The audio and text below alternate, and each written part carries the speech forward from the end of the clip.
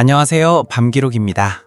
우리들 주변에 서늘하면서도 기이한 기록들을 목소리로 옮겨드리는 시간이죠.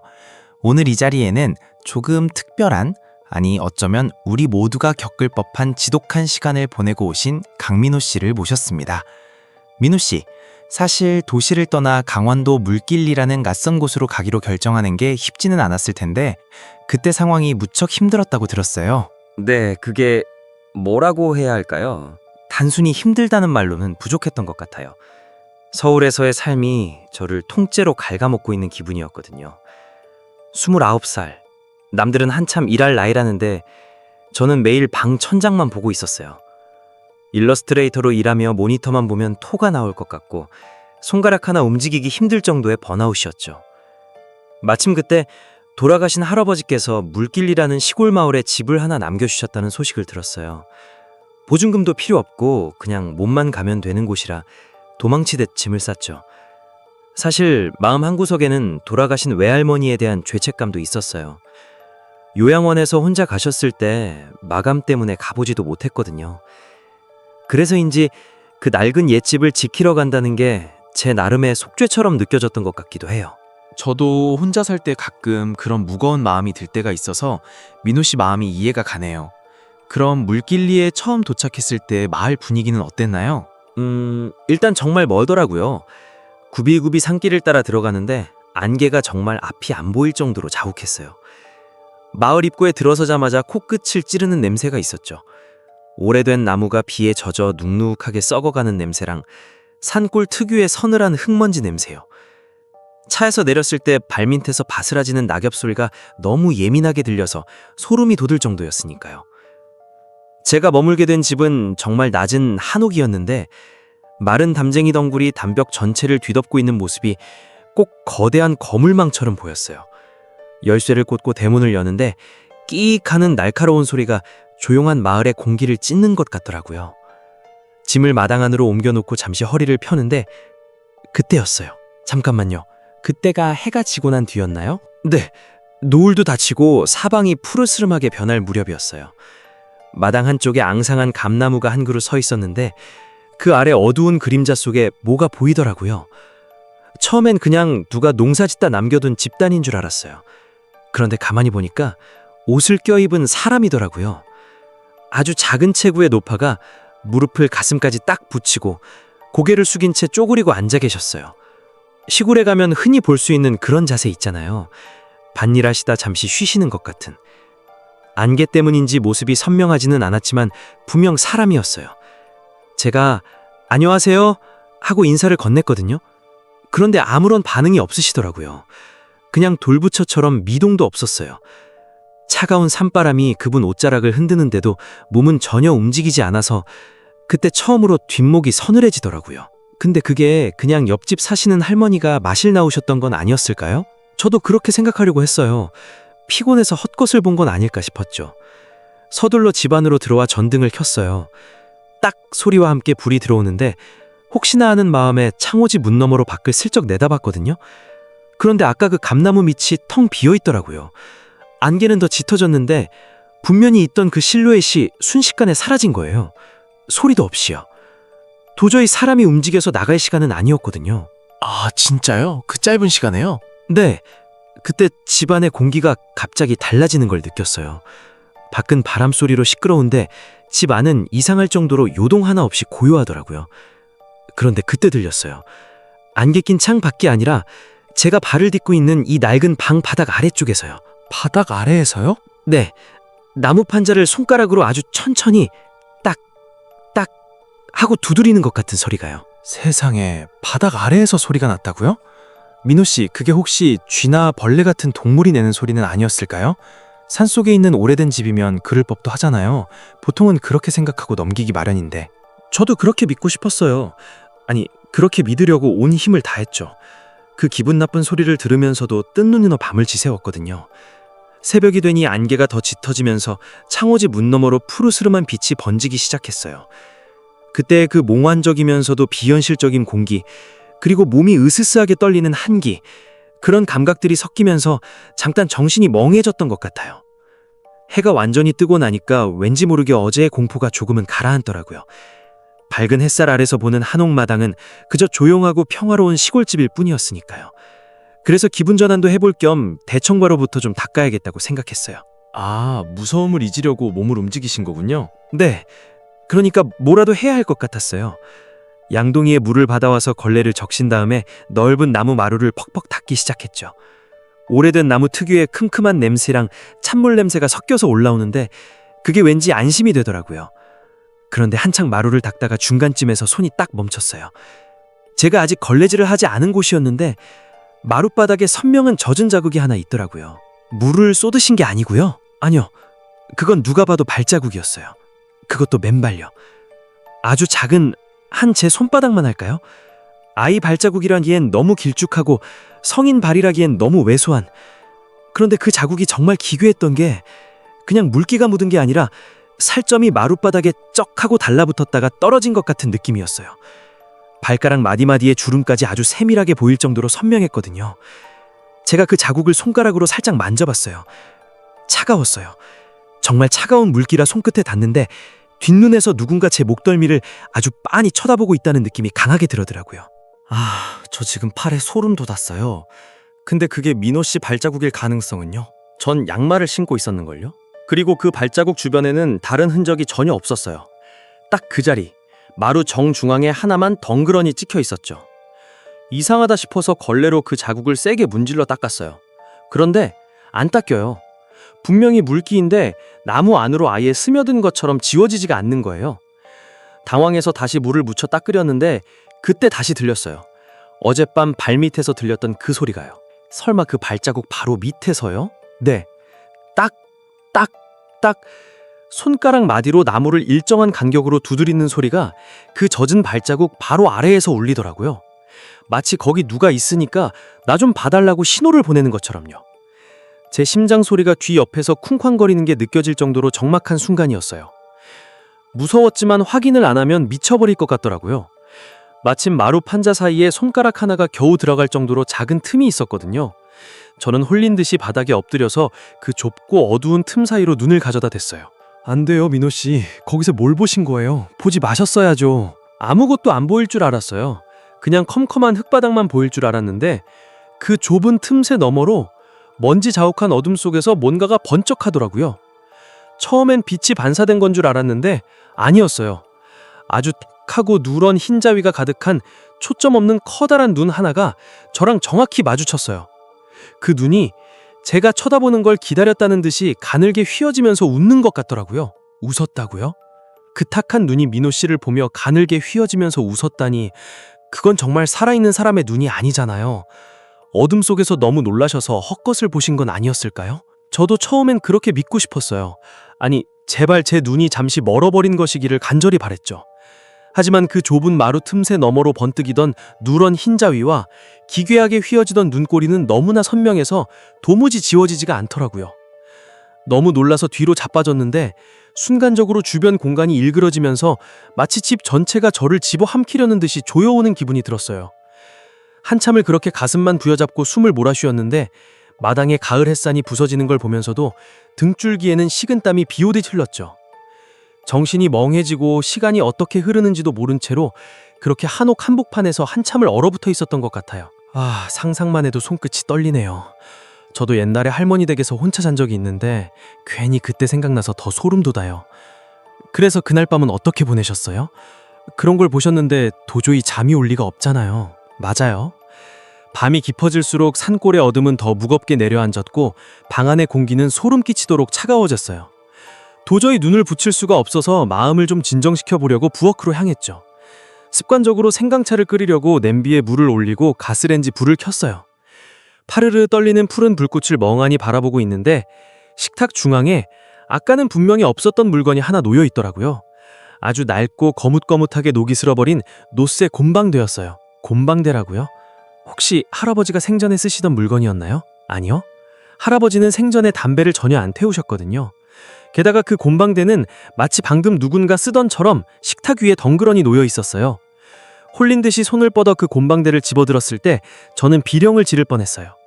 차가운 금속일 줄 알았던 그 노쇠가 뜨끈했거든요. 누런 녹이 비칠 정도로 오래된 물건인데 누군가 방금 전까지 아주 깊고 길게 담배를 피우다 이제 막 내려놓은 것처럼 손바닥을 타고 전해지는 열기가 너무나 생생했어요.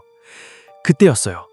코끝을 찌르는 역한 냄새가 순식간에 부엌을 가득 채우더라고요. 냄새요? 담배 연기 냄새 같은 건가요? 아니요. 그건 훨씬 더 지독했어요. 비바람에 푹 젖어서 오랫동안 썩어 들어간 볏짚 냄새와 눅눅한 흙이 부패하듯이 라는 그런 기분 나쁜 냄새요. 숨을 대쉴 때마다 그 썩은 냄새가 폐부 깊숙이 박히는데 목구멍까지 무언가 치밀어 오르는 것 같았죠. 그때 갑자기 머리 위에서 소리가 들렸어요. 사각 사각 하고 뭔가 거칠고 무거운 게 지붕 위를 슬며 지나가는 소리가요. 마치 누군가 지붕 위에 볏짚을 헤치며 기어가는 듯한 소름 끼치는 소리였어요. 잠깐만요. 지금 그 소리가 민호 씨 바로 머리 위에서 났다는 말씀이죠? 네. 저는 석상처럼 굳은 채로 고개를 천천히 위로 들어 올렸어요.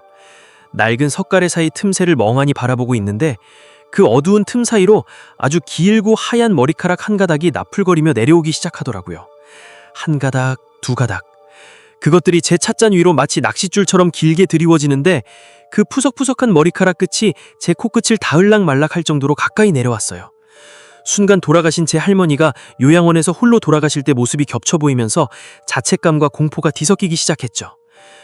저는 비령을 지르며 찻잔을 바닥으로 던져버렸어요. 쨍그랑하고 잔이 깨지면서 뜨거운 물이 발등에 확 쏟아졌는데 이상하게도 통증이 하나도 느껴지지 않았어요. 그냥 그 하얀 머리카락 가닥들이 다시 스르르 어둠 속으로 끌려 올라가는 광경을 보며 소름 끼치는 차가움만 느꼈을 뿐이죠. 발등에 뜨거운 물이 쏟아졌는데 감각이 없었다고요?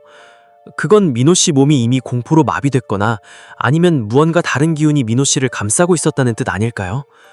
고작 하얀 머리카락 한 가닥에 그렇게 휘둘리다니 정말 그 한옥에 무언가 단단히 정착해 있는 게 분명해요. 저도 제 정신이 아니었어요. 부엌 바닥에 흩어진 찻잔 파편들은 치울 엄두도 못 내고 그대로 방으로 뛰어들어가 문을 걸어 잠갔죠. 해가 뜰 때까지 이불을 머리끝까지 뒤집어 쓰고 덜덜 떨기만 했어요. 아침이 오면 당장 이 마을을 떠나야겠다고 생각했거든요. 그런데 막상 창밖으로 뿌연 새벽빛이 비추니까 억울한 마음이 들더라고요. 내가 뭘 잘못했다고 이런 일을 겪어야 하나 싶고 또 한편으론 마을 사정을 잘 아는 이장님이라도 찾아가서 이 집의 정체를 물어봐야겠다는 오기가 생겼죠. 그래서 뜬 눈으로 밤을 지새우고는 방문을 열고 나섰습니다. 차라리 잘 생각하셨어요. 혼자 끙끙 앓는 것보다는 마을 분들에게 도움을 요청하는 게 현명하죠. 그런데 그 이른 아침에 바로 이장님 댁을 찾아가신 건가요? 네. 그런데 방에서 나와서 툇마루로 발을 내딛는 순간 세상이 갑자기 핑 돌더라고요. 그러니까 단순히 어지러운 게 아니라 눈앞의 본관이 기괴하게 일그러지는 기분이었어요. 평평해야 할 마룻바닥이 마치 파도 치듯이 울렁거리고 저 멀리 보이던 대문이 아득하게 멀어지면서 집 전체가 저를 붙들고 늘어지는 듯한 착각이 들었어요. 한참을 그렇게 가슴만 부여잡고 숨을 몰아쉬었는데 마당에 가을 햇살이 부서지는 걸 보면서도 등줄기에는 식은땀이 비오듯 흘렀죠. 정신이 멍해지고 시간이 어떻게 흐르는지도 모른 채로 그렇게 한옥 한복판에서 한참을 얼어붙어 있었던 것 같아요. 상상만 해도 손끝이 떨리네요. 저도 옛날에 할머니 댁에서 혼자 잔 적이 있는데 괜히 그때 생각나서 더 소름 돋아요. 그래서 그날 밤은 어떻게 보내셨어요? 그런 걸 보셨는데 도저히 잠이 올 리가 없잖아요. 맞아요. 밤이 깊어질수록 산골의 어둠은 더 무겁게 내려앉았고 방 안의 공기는 소름 끼치도록 차가워졌어요. 도저히 눈을 붙일 수가 없어서 마음을 좀 진정시켜 보려고 부엌으로 향했죠. 습관적으로 생강차를 끓이려고 냄비에 물을 올리고 가스레인지 불을 켰어요. 파르르 떨리는 푸른 불꽃을 멍하니 바라보고 있는데 식탁 중앙에 아까는 분명히 없었던 물건이 하나 놓여 있더라고요. 아주 낡고 거뭇거뭇하게 녹이 슬어버린 노쇠 곰방대였어요. 곰방대라고요? 혹시 할아버지가 생전에 쓰시던 물건이었나요? 아니요. 할아버지는 생전에 담배를 전혀 안 태우셨거든요. 게다가 그 곰방대는 마치 방금 누군가 쓰던처럼 식탁 위에 덩그러니 놓여 있었어요. 홀린 듯이 손을 뻗어 그 곰방대를 집어들었을 때 저는 비령을 지를 뻔했어요. 차가운 금속일 줄 알았던 그 노쇠가 뜨끈했거든요. 누런 녹이 비칠 정도로 오래된 물건인데 누군가 방금 전까지 아주 깊고 길게 담배를 피우다 이제 막 내려놓은 것처럼 손바닥을 타고 전해지는 열기가 너무나 생생했어요. 그때였어요. 코끝을 찌르는 역한 냄새가 순식간에 부엌을 가득 채우더라고요. 냄새요? 담배 연기 냄새 같은 건가요? 아니요. 그건 훨씬 더 지독했어요. 비바람에 푹 젖어서 오랫동안 썩어 들어간 볏짚 냄새와 눅눅한 흙이 부패하듯이라는 그런 기분 나쁜 냄새요. 숨을 대쉴 게만해 그 썩은 냄새가 폐부 깊숙이 박히는데 목구멍까지 무언가 치밀어 오르는 것 같았죠. 그때 갑자기 머리 위에서 소리가 들렸어요. 사각, 사각 하고 뭔가 거칠고 무거운 게 지붕 위를 슬며 지나가는 소리가요. 마치 누군가 지붕 위에 볏짚을 헤치며 기어가는 듯한 소름 끼치는 소리였어요. 잠깐만요. 지금 그 소리가 민호 씨 바로 머리 위에서 났다는 말씀이죠? 네. 저는 석상처럼 굳은 채로 고개를 천천히 위로 들어올렸어요. 낡은 석가래 사이 틈새를 멍하니 바라보고 있는데 그 어두운 틈 사이로 아주 길고 하얀 머리카락 한 가닥이 나풀거리며 내려오기 시작하더라고요. 한 가닥, 두 가닥. 그것들이 제 찻잔 위로 마치 낚싯줄처럼 길게 드리워지는데 그 푸석푸석한 머리카락 끝이 제 코끝을 닿을락 말락할 정도로 가까이 내려왔어요. 순간 돌아가신 제 할머니가 요양원에서 홀로 돌아가실 때 모습이 겹쳐 보이면서 자책감과 공포가 뒤섞이기 시작했죠. 저는 비령을 지르며 찻잔을 바닥으로 던져버렸어요. 쨍그랑하고 잔이 깨지면서 뜨거운 물이 발등에 확 쏟아졌는데 이상하게도 통증이 하나도 느껴지지 않았어요. 그냥 그 하얀 머리카락 가닥들이 다시 스르르 어둠 속으로 끌려 올라가는 광경을 보며 소름 끼치는 차가움만 느꼈을 뿐이죠. 발등에 뜨거운 물이 쏟아졌는데 감각이 없었다고요? 그건 민호 씨 몸이 이미 공포로 마비됐거나 아니면 무언가 다른 기운이 민호 씨를 감싸고 있었다는 뜻 아닐까요? 고작 하얀 머리카락 한 가닥에 그렇게 휘둘리다니 정말 그 한옥에 무언가 단단히 정착해 있는 게 분명해요. 저도 제 정신이 아니었어요. 부엌 바닥에 흩어진 찻잔 파편들은 치울 엄두도 못 내고 그대로 방으로 뛰어들어가 문을 걸어 잠갔죠. 해가 뜰 때까지 이불을 머리끝까지 뒤집어 쓰고 덜덜 떨기만 했어요. 아침이 오면 당장 이 마을을 떠나야겠다고 생각했거든요. 그런데 막상 창밖으로 뿌연 새벽빛이 비추니까 억울한 마음이 들더라고요. 내가 뭘 잘못했다고 이런 일을 겪어야 하나 싶고 또 한편으론 마을 사정을 잘 아는 이장님이라도 찾아가서 이 집의 정체를 물어봐야겠다는 오기가 생겼죠. 그래서 뜬 눈으로 밤을 지새우고는 방문을 열고 나섰습니다. 아, 차라리 잘 생각하셨어요. 혼자 끙끙 앓는 것보다는 마을 분들에게 도움을 요청하는 게 현명하죠. 그런데 그 이른 아침에 바로 이장님 댁을 찾아가신 건가요? 네. 그런데 방에서 나와서 툇마루로 발을 내딛는 순간 세상이 갑자기 핑 돌더라고요. 그러니까 단순히 어지러운 게 아니라 눈앞의 공간이 아, 잠깐만요. 지금 얼굴을 보신다는 건가요? 안 돼요. 보지 마세요. 그냥 비도 돌아보지 말고 뛰어나가셨어야죠. 저도 그러고 싶었지만 몸이 돌처럼 굳어서 움직이질 않았어요. 고개가 들리면서 드러난 그 목덜미는 사람의 피부라고 하기에는 너무나 건조하고 시커멓게 죽어 있었어요. 마치 수백 년 묵은 고목의 껍질처럼 주름이 깊게 패여 있었고 그 사이사이로 눅눅한 흙먼지가 잔뜩 껴 있었죠. 그리고 그 노파가 마침내 입술을 달싹이는데 그 소리가 제 귓가가 아니라 머릿속으로 직접 파고들더라고요. 너 이제 왔니? 하고요. 너 이제 왔니라니 마치 오랫동안 누군가를 기다려온 사람처럼 들리네요. 민호 씨를 누구랑 착각한 걸까요? 글쎄요. 분명 나를 보는 게 맞는데 그 눈동자는 초점이 없이 텅 비어 있었어요. 순간적으로 다리에 힘이 풀리면서 저는 그 자리에 철썩 주저앉아 버렸습니다. 그런데 이상한 건 땅에 닿은 제 다리에 아무런 감각이 없었다는 거예요. 마치 허리 아래가 통째로 사라진 것처럼 서늘하고 딱딱하게 굳어버렸죠. 노파는 여전히 쪼그려 앉은 자세 그대로 저를 빤히 바라보고 있었고 저는 비명조차 지르지 못한 채 그 차가운 기운에 잠식되어 갔습니다. 마치 제 몸이 그 노파처럼 서서히 돌로 변해가는 것 같은 기분이었어요. 너 이제 왔니라니 그 목소리가 머릿속까지 파고들었다는 말씀이시잖아요. 정말 생각만 해도 온몸에 소름이 돋네요. 민호 씨를 누구로 착각한 걸까요? 아니면 그 집에 누군가를 수십 년 동안 그렇게 기다려온 걸까요? 그 다음엔 어떻게 되셨나요? 그 노파의 얼굴을 마주한 상태로 그냥 정신을 잃으신 건가요? 네, 그게 정확한 표현일 거예요. 노파의 초점 없는 눈동자와 마주친 순간 머릿속이 하얗게 비워지면서 세상이 아주 밑바닥부터 뒤집히는 기분이었거든요.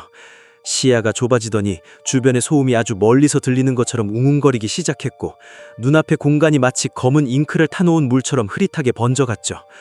그러다가 갑자기 발밑에 지탱하던 감각이 사라지면서 아득한 어둠 속으로 굴러떨어지는 듯한 착각이 들었습니다. 얼마나 시간이 흘렀는지도 모르겠어요. 제가 다시 눈을 떴을 때는 이미 사방이 칠흑같이 어두운 제 방 안이었거든요. 분명 툇마루에 있었는데 제가 어떻게 그 어두운 방까지 들어가서 누워 있었는지 지금도 도무지 기억이 나질 않아요. 정말 이상하네요. 누군가 민호 씨를 방으로 옮겨놓은 걸까요? 아니면 너무 놀라서 자기 자신도 모르게 방으로 들어가 잠을 들었던 걸까요? 처음엔 저도 그렇게 믿고 싶었죠. 몸을 일으키려고 버둥거렸는데 갑자기 등에 말도 안 되는 통증이 밀려오는 거예요. 단순히 근육이 뭉친 수준이 아니라 마치 커다란 바위 덩어리가 제 척추를 짓누르고 있는 것 같은 묵직함이었어요. 어깨 위에는 끈적하고 차가운 점액질이 묻은 것처럼 무거운 게 얹혀져 있어서 고개조차 제대로 들 수 없었죠. 그게 뭐라고 해야 할까요? 아주 무거운 사람이 제 등 위에 찰딱 달라붙어서 밤새도록 저를 깔고 앉아 있었던 것 같은 그런 기괴한 압박감이었어요. 등줄기부터 허리까지 뼈마디가 비명을 지르는 것 같았죠. 누군가 밤새도록 제 등에 올라텄다는 말씀인가요? 저 지금 등 뒤가 너무 서늘해서 자꾸 돌아보게 되네요. 더 기분 나쁜 건 그 다음이었어요. 식은 땀을 흘리며 간신히 고개를 옆으로 돌렸는데 제 얼굴 바로 옆에 있는 베개 위에 무언가 수북하게 쌓여 있더라고요. 처음엔 먼지인 줄 알았어요. 그런데 손을 뻗어 만져보는 순간 몸서리가 쳐지더군요. 그건 길고 거친 은백색의 머리카락들이었어요. 아주 뇌쇠한 사람의 것 같은 윤기 하나 없이 바스라질 것 같은 머리카락 수십 가닥이 베개 위에 어지럽게 엉켜 있었죠. 제가 분명히 어저 베개 커버를 새로 갈았는데 말이에요. 손가락 끝에 닿는 그 머리카락의 감촉이 너무나 생생해서 저도 모르게 윽 소리를 내며 손을 쳐냈습니다. 아주 거칠고 메마른 집더미를 만지는 기분이었거든요. 세상에, 베개 위에 머리카락이 가득했다구려. 민호 씨 머리카락도 아닐 텐데 그럼 그 노파가 정말로 민호 씨 머리맡에서 밤새도록 지켜보고 있었다는 뜻이잖아요? 네, 아마도 그랬겠죠.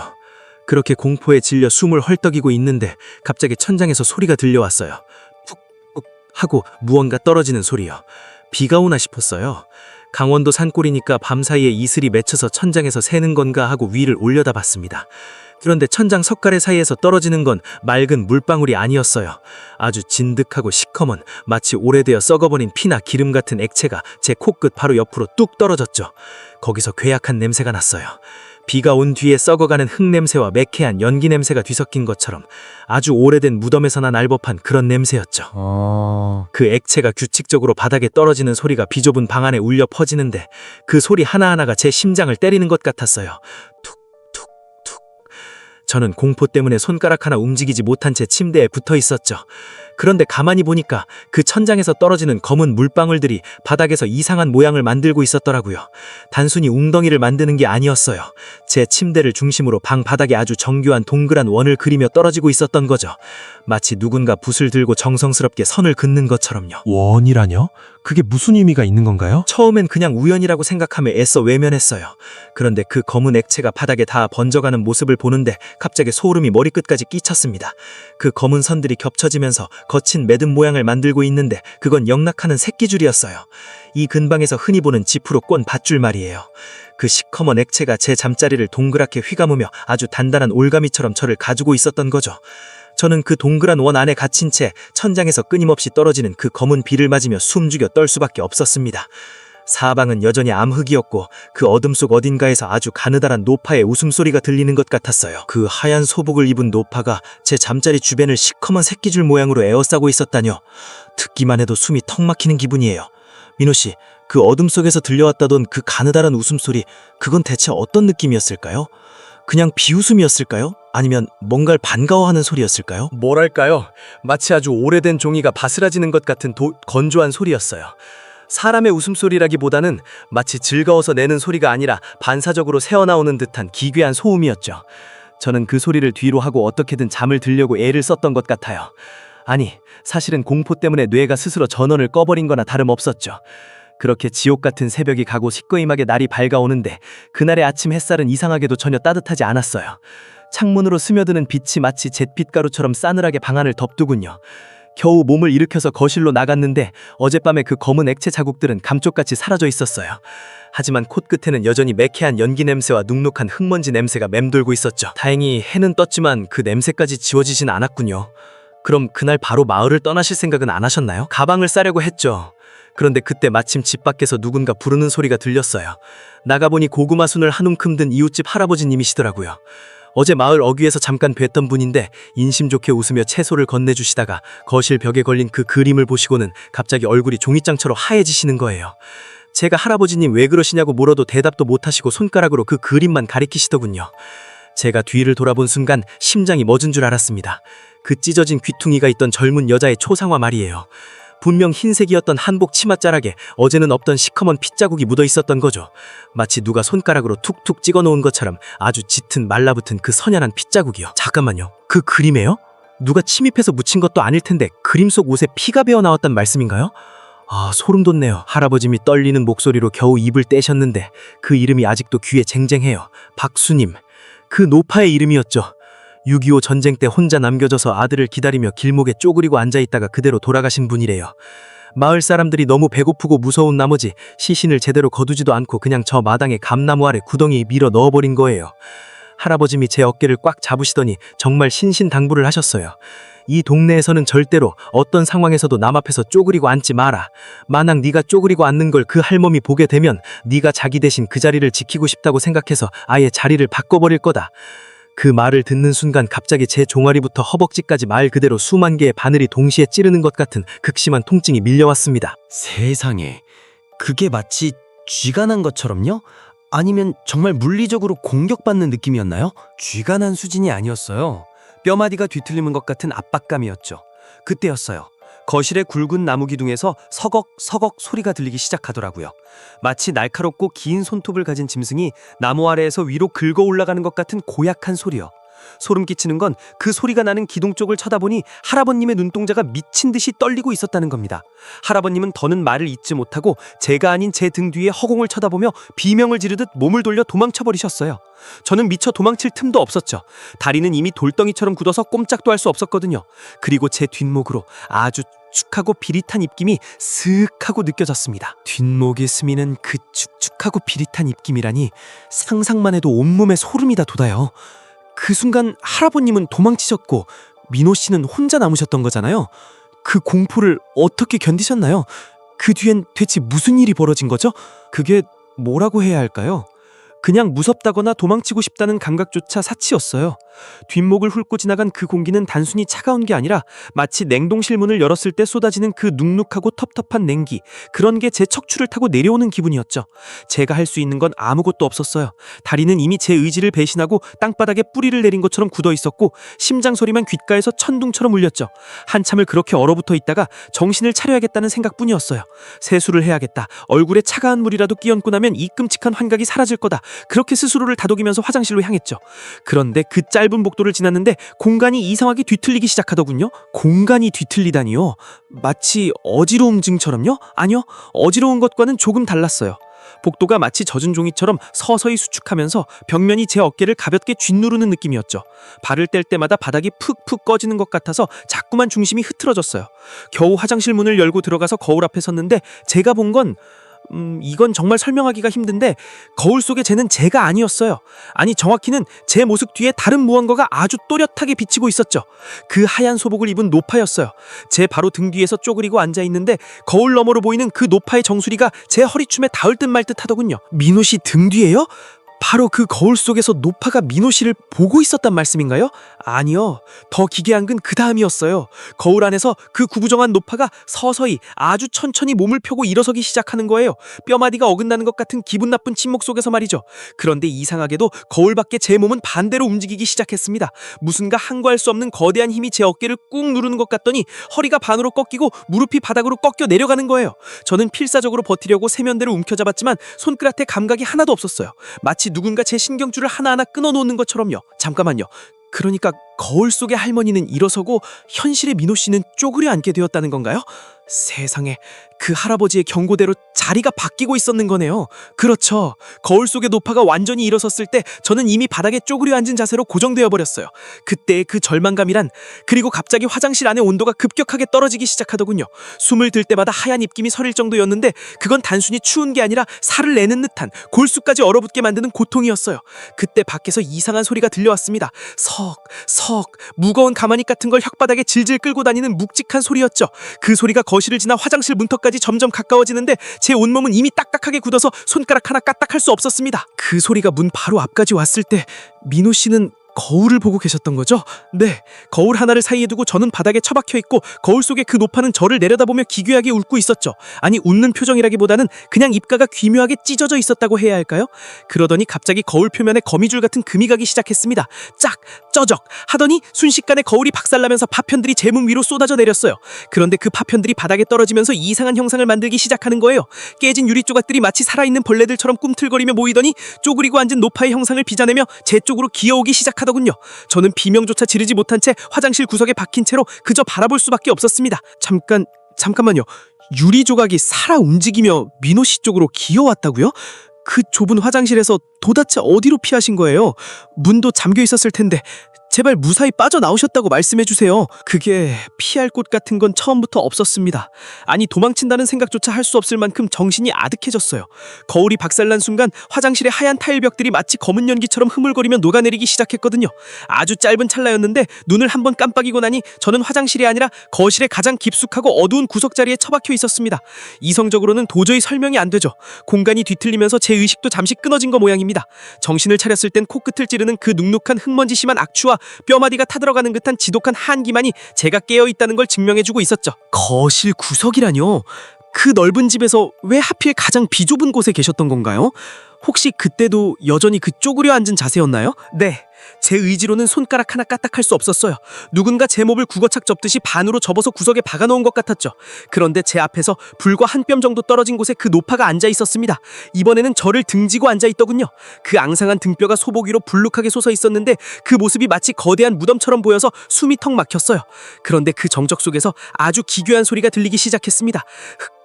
흑흑 어린아이가 서럽게 흐느끼는 것 같으면서도 그 끝에는 가래가 잔뜩 끓는 듯한 아주 늙은 사람의 거친 숨소리가 뒤섞인 울음이었어요. 한 목소리에서 두 사람의 영혼이 싸우는 것 같은 그런 소름 끼치는 울음이었죠. 저도 지금 그 소리가 들리는 것 같아서 발밑을 잡고 보게 되네요. 민호 씨, 그때 그 노파가 민호 씨를 돌아본 건가요? 돌아봤다기보다는 회전했다는 표현이 맞을 것 같아요. 노파의 몸은 가만히 있는데 고개와 어깨만 기괴한 각도로 우드득 소리를 내면 저를 향해 돌아서기 시작하는 거예요. 뼈마디가 어긋나는 그 비릿한 마찰련이 거실 전체를 울리는데 저는 비명을 지르고 싶어도 목소리가 나오지 않았습니다. 그때 제 귓가에 노파의 거친 입김이 닿았어요. 생선 비늘처럼 차갑고 눅눅한 기운이 제 왼쪽 귓바퀴를 느릿하게 훑고 지나가는데 온몸의 모공 하나하나가 바늘에 찔리는 것처럼 예리한 통증이 느껴졌죠. 그리고 마침내 그 노파와 눈이 마주친 순간 저는 심장이 멎은 줄 알았습니다. 드디어 얼굴을 보신 거군요. 그 할머니 대체 어떤 표정을 지으고 계셨나요? 표정이 문제가 아니었습니다. 그건 제가 요양원에 홀로 남겨두었던 임종조차 지키지 못해 평생의 한으로 남긴 제 외할머니의 얼굴이었거든요. 쭈글쭈글한 주름이며 입가에 검버섯까지 영락없는 제 할머니였어요. 하지만 눈동자만큼은 달랐습니다. 살아있는 사람의 눈이 아니라 속이 텅 빈 깊은 구멍처럼 시커먼 어둠만 가득했어요. 그 어둠 속에서 할머니가 제 눈을 빤히 응시하며 아주 낮게 속삭이더군요. 왜 이제 왔니? 왜 나만 차가운 곳에 두고 너만 따뜻하게 지냈니? 그 말 한마디가 제 가슴에 대모처럼 박혔습니다. 죄책감이 공포보다 더 무겁게 제 어깨를 짓누르는데 눈물이 왈칵 쏟아지면서도 몸은 얼음처럼 굳어버렸죠. 세상에, 민호 씨가 평생 숨겨왔던 그 아픈 상처를 그 노파가 건드린 거네요. 그건 환상이었을까요? 아니면 정말로 할머니의 원혼이 나타난 걸까요? 그게 무엇이든 저는 그 순간 더 이상 항거할 기운조차 잃어버렸습니다. 제가 저지른 잘못이 있으니 할머니가 저를 데려가신다고 해도 어쩔 수 없다는 절망적인 생각뿐이었죠. 할머니의 그 차가운 손이 제 얼굴 향해 천천히 다가오는데 그 손끝에서는 흙냄새와 썩은 나무 냄새가 진동했습니다.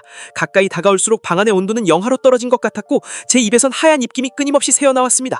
이제 정말 끝이구나 싶어 눈을 감으려던 찰나 할머니의 얼굴이 뒤틀리며 다시 낯선 노파의 기괴한 웃음으로 변하기 시작했습니다. 괴물 같은 웃음소리가 제 고막을 찢을 듯 울려 퍼졌죠. 괴물 같은 웃음소리라뇨. 민호 씨, 그 좁고 어두운 구석에서 그 소리를 들으셨을 때 정말 제정신일 수가 없었을 것 같아요. 그 외할머니 얼굴을 한 노파가 대체 어떻게 변한 건가요?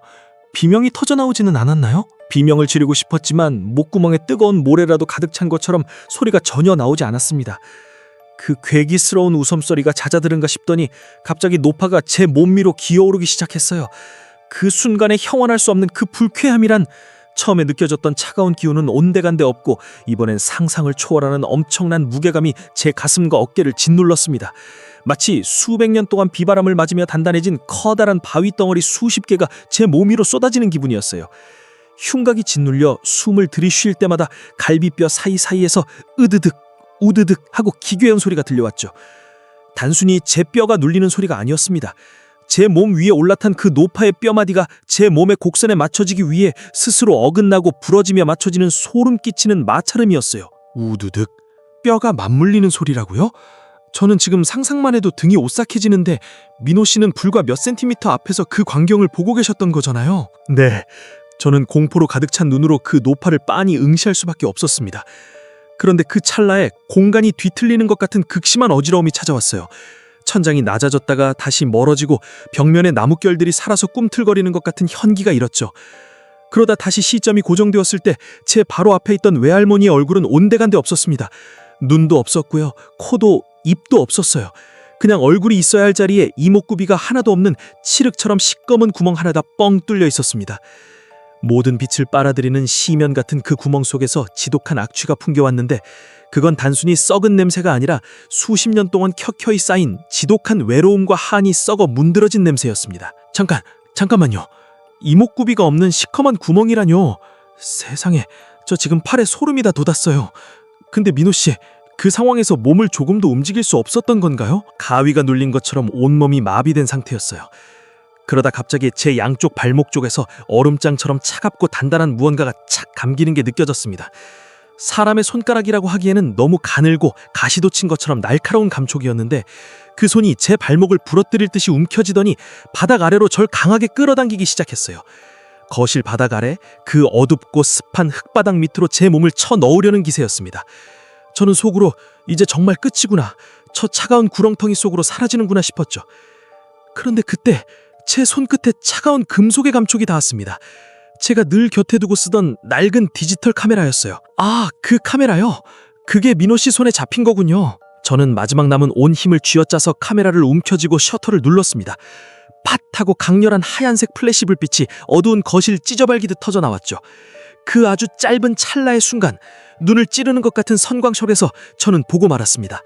제 발목을 잡고 있는 건 노파의 손이 아니라 흙투성이가 된 채 앙상하게 말라버린 뼈다귀 손이었다는 걸요. 그리고 그 빛이 거실 바닥에 갈라진 틈 사이를 낱낱이 비춰보았을 때 저는 제 눈을 의심할 수밖에 없었습니다. 그 좁고 습한 나무 판자 아래 구멍 속에 무엇이 들어있었는지 아십니까? 그 아래에 대체 무엇이 있었길래 그렇게 놀라신 건가요? 쪼그리 앉은 자세 그대로 굳어버린 하얀 유골이었습니다. 오랜 세월 동안 차가운 흙바닥에 묻혀있던 그 유골은 가슴에 낡고 녹슨 철제 상자 하나를 꼭 품고는 금방이라도 지상으로 기어 올라오려듯 위쪽을 향해 앙상한 손을 뻗고 있었어요. 플래시가 꺼지고 다시 어둠이 찾아왔을 때 발목을 잡아당기던 그 엄청난 힘이 순식간에 사라졌습니다. 하지만 제 귓가에는 여전히 그 노파의 갈라진 목소리가 생생하게 들려오고 있었죠. 왜 이제 왔니? 내가 여기서 얼마나 기다렸는데. 그 좁고 어두운 나무 판자 아래에 수십 년간 잊혀졌던 누군가의 간절한 기다림이 묻혀 있었군요. 민호 씨, 그 하얀 유골과 마주했을 때 그 정적을 감히 상상조차 할 수가 없습니다. 그 낡은 철제 상자에는 대체 무엇이 들어있었나요?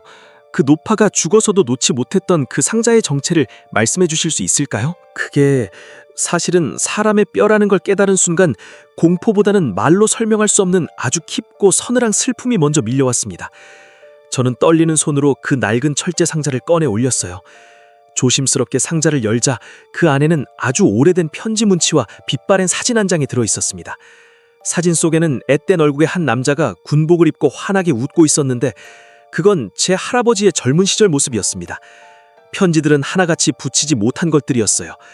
오늘 길가에 꽃이 피었는데 언제쯤 돌아오느냐는 이야기부터 아들에게 줄 새 신발을 지어놓고 매일 밤 문 앞에서 기다린다는 이야기까지. 그 노파는 제 할아버지를, 그러니까 당신의 아들을 평생 그렇게 쪼그려 앉아 기다리고 있었던 겁니다. 제가 어렸을 때 할머니를 찾아뵙지 못했던 그 죄책감이 어쩌면 이 집에 맺힌 한과 공명했던 걸지도 모르겠습니다. 그날 밤 저는 마루를 다 뜯어내고 그 유골을 정성스럽게 수습했습니다. 그리고 집 뒷산 가파른 언덕, 할아버지 산소 바로 옆에 자리를 만들어드렸어요. 마지막 흙을 덮는 순간까지 제 귓가에는 아주 가드한 콧노래 소리가 들려왔습니다. 자장가 같기도 하고 아주 긴 안심의 한숨 같기도 한 그런 소리요. 오랜 세월 차가운 흙바닥 아래서 쪼그려 앉아있던 그 영혼이 마침내 사랑하는 펄슨 곁에서 편히 쉴 수 있게 되었군요. 민호 씨가 그 집을 떠나온 날의 풍경은 어땠나요? 이제는 정말 다 끝난 건가요? 글쎄요, 저도 다 끝났다고 믿고 싶었습니다. 서울로 돌아온 뒤론 한동안은 정말 평온했으니까요. 다시 일상으로 돌아와 그림도 그리고 사람들도 만났습니다. 그런데 이상하게도 요즘 들어 자꾸만 묘한 감각들이 되살아나요. 밤늦게까지 작업실에서 집중하다 보면 어느 순간 제가 의자에서 내려와 바닥 구석진 곳에 쪼그려 앉아있다는 걸 깨닫게 됩니다. 그 자세를 하고 있으면 무의식 중에 누군가를 간절히 기다리고 있는 것 같은 기분이 들어요. 어둡고 좁은 곳이 오히려 더 편안해 느껴지고요. 무엇보다 저를 가장 괴롭히는 건 가끔씩 제 등 뒤에서 느껴지는 아주 희미한 흑취입니다. 비가 오기 직전에 그 비릿하고 차가운 흙냄새가 코끝을 스치면 제 방 구석 어딘가에서 아주 나즈윽하게 콧노래를 흥얼거리는 소리가 들려와요. 그리고 며칠 전에는 제 작업용 카메라가 아무도 만지지 않았는데 혼자서 셔터가 눌려더라고요. 플래시가 번쩍하고 터린 그 찰나의 순간, 제 눈에 보이는 제 그림자 옆에 아주 작고 굽은 그림자 하나가 더 겹쳐져 있는 걸 보고 말았습니다. 저는 분명 그분을 보내드렸다고 생각했는데 어쩌면 그분의 한은 사라진 게 아니라 제 몸 어딘가에 스며든 게 아닐까 하는 생각이 듭니다. 그 기다림이 이젠 제 것이 되어버린 것 같아요. 어쩌면 한이라는 것은 사라지는 것이 아니라 누군가의 기억을 타고 흐르며 새로운 주인을 찾는 것일지도 모르겠습니다. 오늘 민호 씨가 들려주신 그 떨리는 목소리 속에서 저는 여전히 이 세상 어딘가에 쪼그려 앉아 채워지지 않는 온기를 갈구하는 존재들을 보았습니다. 당신의 방 구석 혹은 당신의 그림자 뒤편에 숨어있는 그 시선이 단순히 기분 탓이라고 단정 지을 수 있을까요? 우리가 무심코 지나친 그 정뜨들이 사실은 누군가의 처절한 부르짖음일지도 모른다는 사실을 기억하시기 바랍니다. 이 기이하고도 슬픈 기록에 동참하고 싶으시다면 언제든 저희 밤기록의 문을 두드려 주십시오. 당신이 목격한 그 어둠을 저희가 대신 간직해드리겠습니다. 밤기록이었습니다. 오늘 밤은 부디 당신의 등 뒤를 비워두지 마십시오.